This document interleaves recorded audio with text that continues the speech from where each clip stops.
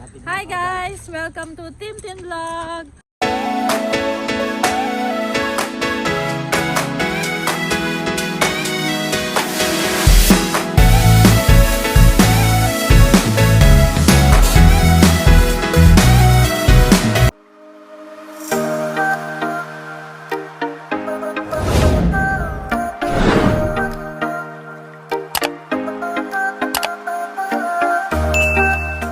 Hi guys! Happy Mother's Day sa lahat ng mom kasi Sunday pa lang dito sa Canada. So, Happy Mother's Day! Happy Mother's Day po sa lahat ng mother. Love. Ah. So, ayun, Sunday morning. So, Sunday morning, mag-church kami. Ganda oh. Mag-church kami ngayon sa may Dufferin Street. Nakahanap kasi kami ng Christian church dito. So, ayun, yung sinabi ko last time sa previous vlog ko, yung price likeness. So, ayun, itatry namin mag-church sa kanila. So, kailangan every Sunday, it's mandatory na meron kang time kay God. Ayun, so, Because God COP. so ayun, maglalakad kami going to bus stop kung saan doon kami sasakay. Ang ganda ng weather ngayon guys. Alam mo yun. Ay, dito. Tapos after nito, after namin mag-church, pupunta kami sa bahay ng friend namin, sila Carla at saka sila Andrew. Taga Scarborough sila. So, in-invite nila kami na magpunta sa house nila. And ayun, ito. Hi guys. Guys, update ko na lang kayo once na makarating kami sa church. See you later! So ayun nga guys, nandito na kami ngayon sa bus stop.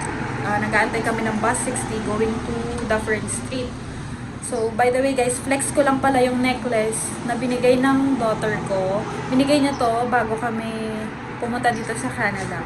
So pati yung eldest son ko, binigyan din niya ako ng ipip. So na-appreciate ko siya. Naalala ko lang kasi Mother's Day ngayon. Love pala talaga nila ako. Alam mo yun. So, ayun lang guys. Mamaya update ko ulit kayo. Ayan, nag-aantay. Waiting pa rin kami. Diyan na. Yan lang pala yung bus na.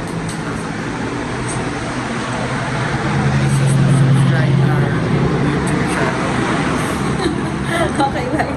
Bye guys. Wait nyo lang yung platform. Oh, abangan nyo. May aabangan kayo guys sa mga susunod na vlog. Baka sa susunod siya na mag-upload ng video. Bye guys.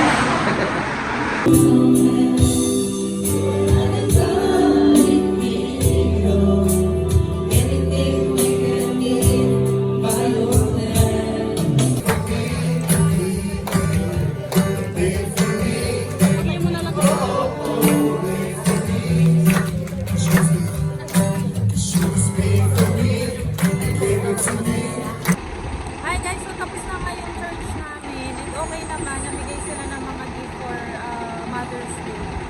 Binigyan niya ako ng flowers. Yung flowers. For the first time.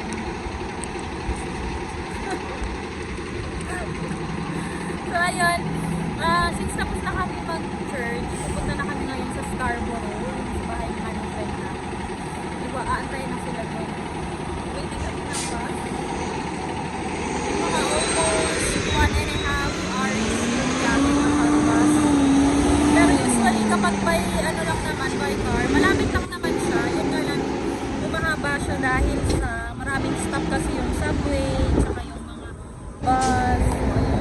Empress! Yan, seryoso na siya, gutom na yata siya. Yan, waiting kami dito guys. Hindi naman masyadong mainit. Anong oras naman?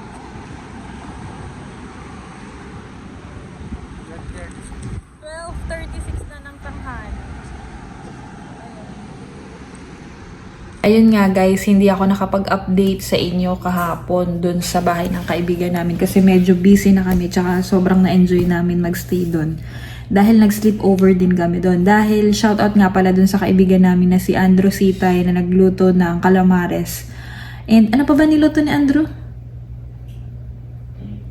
Calamares at tsaka ano pa ba? Basta marami siyang niluto for us kasi master chef yun. Tapos, ayun, umorder din yung friend ko na si Carla. Mag-asawa kasi sila. Umorder sila ng xiaolongbao kasi nung isang araw pa ako nagki-crave ng Chinese food. So, ayun nga, nag-enjoy naman kami. And, ayun, yun yung first Mother's Day ko dito sa Canada. Wala, okay lang naman, simple lang naman. Pero, ganun pala. Na-miss ko lang yung mga anak ko kasi, ayun nga, after 5 years, ngayon lang ulit ako nag-celebrate ng Mother's Day na, oh my God, na hindi sila kasama. So, ayun. So, hopefully next year, andito na rin sila sa Canada. So, ayun guys, bago pa tayo magkaiyakan dito, please like and subscribe and hit the notification bell for more update in our video. Bye!